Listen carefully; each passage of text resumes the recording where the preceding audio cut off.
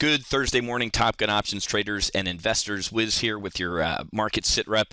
And bizarro market continues, folks. Unless you were in a cave yesterday, you saw that the market just pressed higher to unprecedented historic levels, right? Just keep buying. Everybody just keep buying. The party's going to go on forever, right?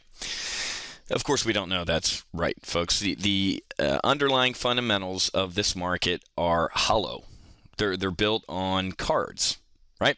There is one man, Atlas, named Bernanke, who is holding this market up with $85 billion a month in liquidity. It's a fake market, folks. That's why I call it bizarro market.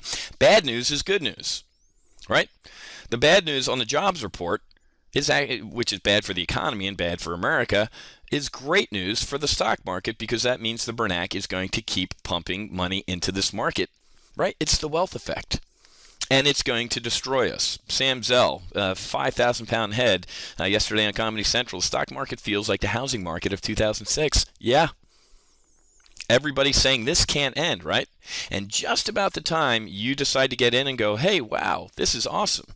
You do a backflip off the high dive, and Wall Street gets out of the pool, and it's empty, and you're going to break your neck. I guarantee you that's what's going to happen. This is going to end, folks, just like Colonel Kilgore said in Apocalypse Now after the napalm strike. You know, someday this is all going to end, even though it doesn't feel like it. This morning, folks, we had weekly jobless claims come out, right? Down 42,000, 346,000, right?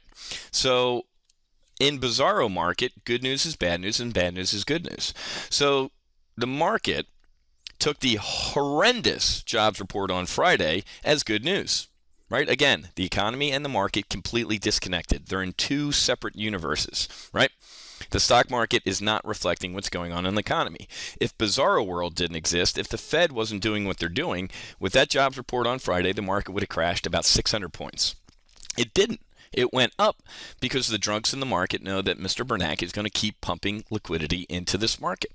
So technically, this good jobs number, it's a semi-good jobs number. I mean, it came in lighter than expected. Is it good news or bad news, right? It's funny talking to all the heavies and folks that I talk to throughout the day because everybody's looking at each other going, well, wait a minute. Is that good news, or is that bad news, or bad news, bad news? It really is almost comical, folks. It isn't that comical because, as I said, this is going to end. And when is it going to end? Well, the Fed's trying to prep the battlefield, right? The premature release of the minutes to people on Wall Street and banks and hedge funds, not you, of course. It said more or less that there's half the folks are getting creeped out about what they're doing, and they want to end this asset purchases maybe middle of this year or September. And some folks, of course, want to just keep getting drunk and keep inflating this bubble even higher until the cows come home. So there is an active debate within the Fed to when this stuff is going to end. But it's going to end, folks. It has to. We can't keep doing this, right? And NBC Wall Street Journal poll, sequester cuts are going to hurt the economy. We haven't even seen, so the horrendous jobs numbers were a result of a couple factors, but mainly the Obama tax increases, right? And small businesses getting shellacked again by this president and this administration.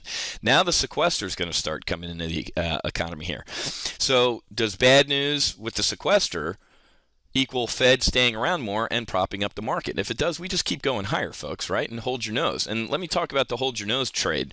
Here's how I know that nobody really believes this market. Here's a chart of the VIX versus the S&P yesterday. So look at the nice climb out of the S&P, but look at the VIX. S&P up, VIX up. That is very interesting. So as the market was going up yesterday, traders or institutional investors, everybody was scrambling for protection. Nobody's really believing this. Everybody knows that the music's going to stop. It's just a matter of when, right? And then obviously, let's take a look at gold. So the VIX yesterday really, it actually rallied a little bit off its lows, only being down, I think at its lowest was down about 2.5% and cut most of those losses. With 140 or whatever ridiculous rally we had yesterday out of the Dow, not seeing the VIX down 10-15% tells me something. This also tells me something as well. Look at the GLD yesterday. Yeah, it sold off, but it didn't really sell off, okay? It didn't break that. We broke the 150 level, which is secondary support. We broke that last week, but we didn't break that yesterday, which it didn't surprise me as well. Seeing the VIX action and seeing the GLD action, nobody's believing this rally, yet they're participating in it. So be very, very careful, folks. I'm telling you to be very careful. If you're new to the market, now is not the time to get in. It could go higher, but I'm going to tell you right now, nobody rings a bell at the top of the market, and nobody rings a bell at the bottom of the market, okay? So unless you're Nostradamus and you know when this market's going to roll over, I'd be very careful with putting new money to work here.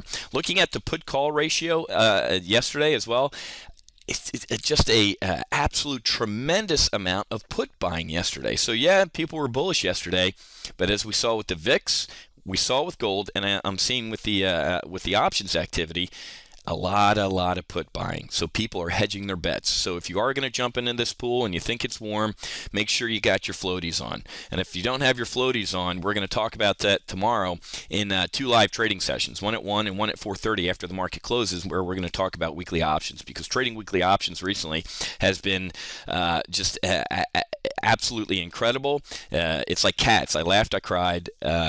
I'd see it again and again. I mean, just incredible up weeks, incredible down weeks, just massive volatility trading weekly options, because things can happen in an hour.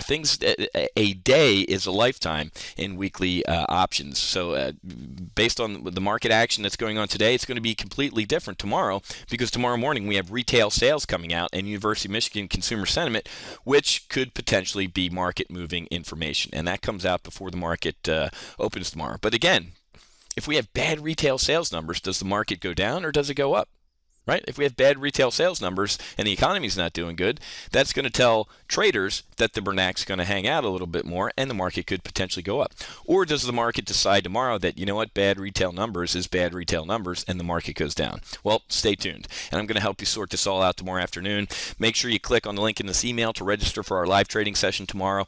And we'll talk about all this stuff and more tomorrow afternoon to help you make sense of what's going on in Bizarro Market. Okay, got to run, got to trade. Happy hunting. Make sure you hedge, and I'll talk to you guys with Friday's market wrap-up tomorrow, or I'll see you in one of our 2 live trading sessions tomorrow afternoon. See ya.